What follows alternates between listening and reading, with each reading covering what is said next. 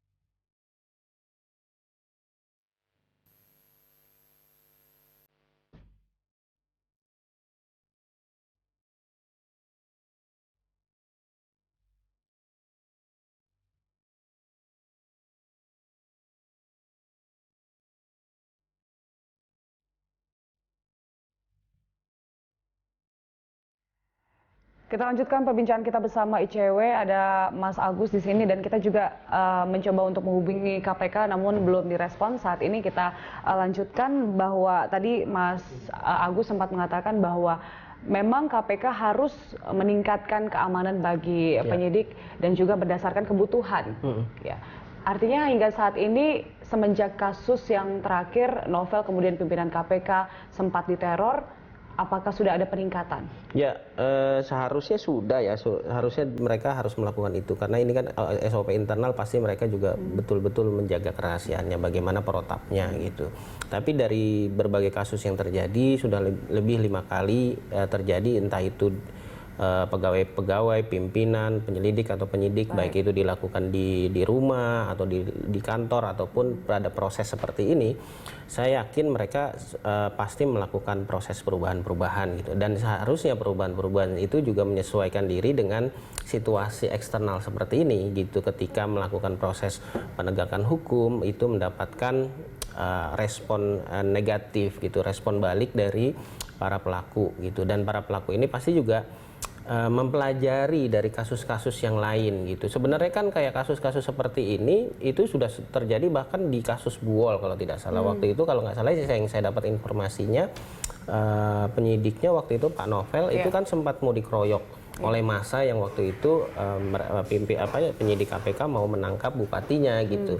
Nah seperti ini kan sebenarnya sudah terjadi, sering terjadi. Dan tapi kalau yang jika posisinya seperti itu, apa yang harus dilakukan? Misalnya dalam kondisi penyidik hanya 2 atau hanya 1 orang, kemudian ada banyak orang di situ yang menghalangi. Kalau saya sih menduganya karena ini masih pengumpulan informasi ya, masih pengumpulan informasi sehingga KPK belum berkoordinasi dengan misalnya memohon perbantuan dari pihak kepolisian gitu. Satu hal. Kemudian yang kedua kan, ini mungkin di luar dugaan juga, karena kan situasinya ini di kota besar gitu ya, di Jakarta, di tempat keramaian, mungkin tidak akan, kalaupun ketahuan gitu, mereka berpikirnya mungkin tidak akan sampai dilakukan penganiayaan. Tapi ketika dilakukan proses penganiayaan, bahkan sampai beberapa perangkat mereka itu disita, ini kan sebenarnya bentuk-bentuk perlawanan hukum. Apakah artinya memang di tahap penyelidikan pun belum naik ke penyidikan, itu sudah diperlukan perbantuan dari pihak kepolisian? Ya, kalau dengan situasi seperti ini, ya tentu mereka harusnya melakukan pemetaan ya. Pemetaan dengan situasi-situasi seperti ini, apakah memang perlu melakukan perbantuan atau tidak. Kalau dugaan saya sih karena memang itu tadi, karena situasinya masih hanya memastikan misalnya bahwa di sini akan ada rapat gitu, atau bisa jadi ada second team gitu ya, ada second teamnya yang di luar ketika memang benar terjadi transaksi baru akan datang. Dan itu kan tidak jauh karena itu di tengah malam, Kuningan ke Senen menurut saya mungkin juga tidak untuk meminta perbantuan itu perlu ada undang-undang atau hanya semacam kerjasama saja? Ya, kerjasama saja sebenarnya cukup gitu, karena tidak diatur sepertinya di Undang-Undang KPK ya. Itu hanya biasanya sih hanya MOU Atau saja. justru perlu KPK membuat undang-undang khusus untuk melindungi penyidik? Kalau undang-undang tentu ini harus ada kerjasama pemerintah dengan DPR. Tapi sepertinya dengan seperti ini aja perlu hanya ada kesepakatan bersama misalnya yang diatur dalam MOU atau perjanjian kerjasama antara pimpinan KPK dengan pimpinan Polri untuk mengantisipasi. Tapi sejauh ini yang saya dapat informasinya selama ini ketika mereka melakukan OTT di beberapa daerah itu sudah didukung oleh Brimob kalau tidak salah. Gitu. Baik, saya ingin menyinggung kembali bahwa yang Sabtu kemarin sempat penyidik KPK datang ke Hotel Borobudur berdasarkan laporan masyarakat. Kemudian KPK ini pernah merilis bahwa integritas anti korupsi Pemprov Papua ini adalah yang termasuk paling rendah. Gitu. Itu sebenarnya bagaimana? Apakah ini juga berkaitan terkait dengan bagaimana penyidik KPK wajar untuk mencurigai? Ya saya pikir itu menjadi salah satu indikasi ya, salah satu indikasi bahwa itu artinya KPK menilai bahwa memang ada beberapa indikator dari pemerintah Papua yang tidak mungkin tidak integritasnya rendah. Bisa saja satu misalnya soal transparansi anggaran, soal kemudian soal pengawasannya lemah gitu dan lain-lain gitu. Tapi ini kan sebenarnya menjadi potret pemerintah daerah kita situasinya seperti ini.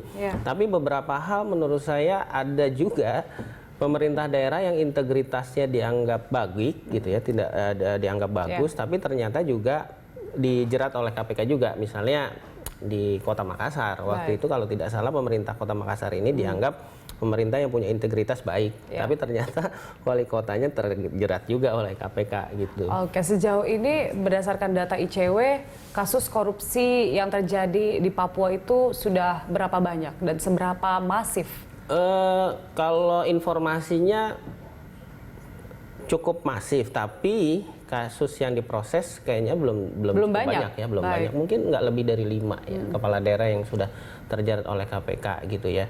Tapi kan sebenarnya memang daerah ini titik rawannya tinggi karena mendapatkan dana otsus yang cukup besar juga gitu. Sekitar 8 triliun rupiah. Dan luasannya juga besar sekali sehingga proses pengawasannya pasti juga harus butuh sumber daya yang tinggi gitu. Oke, dan berdasarkan data ICW juga bahwa untuk penganiayaan ataupun teror terhadap penyidik KPK oleh Pemprov ini ada berapa banyak? Kalau yang kita dapat informasinya memang lebih dari 5 ya, tapi namanya informasi kan harus diverifikasi ya, karena yang kita tahu benar-benar dapat informasinya dulu yang kasus Buol, kemudian kasus ini, kemudian kita dapat informasi juga teman-teman penyidik katanya yang itu sempat ditabrak gitu dan lain-lain gitu. Ya cukup banyak, tapi lagi-lagi ya ini kan sebenarnya gambaran penegakan hukum kita, bagaimana perlindungan terhadap penegak hukum saja mendapatkan perlawanan balik dari para aktor korupsi gitu ya, yang diduga melakukan korupsi, bagaimana dengan masyarakat. Jadi ini harusnya menjadi refleksi. Bisa dibilang bahwa gitu. Aksi ini, kejadian ini juga bisa menimbulkan keresahan bagi masyarakat yang sebenarnya memiliki informasi. Ya, saya justru memang sangat mengkhawatirkan itu. KPK pasti bisa melakukan recovery dengan cepat gitu, melakukan upaya-upaya pembenahan, meningkatkan keamanan. Kemudian bagaimana dengan masyarakat gitu ya, masyarakat bahkan mungkin whistleblower yang juga ya penting gitu. Whistleblower artinya orang whistleblower ini kan orang-orang di internal pemerintah daerah atau pemerintah pusat atau di birokrasi yang punya informasi atau keinginan untuk mendorong tata kelola yang lebih baik. Nah, ketika penegak hukumnya sendiri mendapatkan perlawanan seperti ini, tentu ini akan membawa dampak. Juga termasuk bahwa kasus Novel Baswedan hingga saat ini belum selesai. Apakah ini juga membuat para terduga korupsi begitu menjadi tidak takut untuk bisa melakukan hal seperti ini?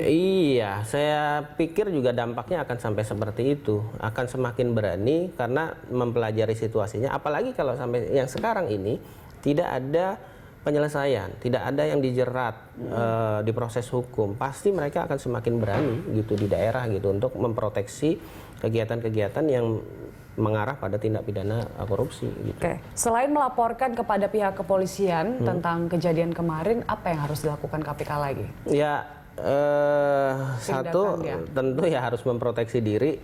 Kalau misalnya memang untuk dianggap pencegahan ya? untuk pencegahan gitu, otomatis memang ya coba harus mempelajari dari luar negeri gitu ya, seperti apa dengan sumber daya yang terbatas, kemudian bagaimana memproteksinya gitu.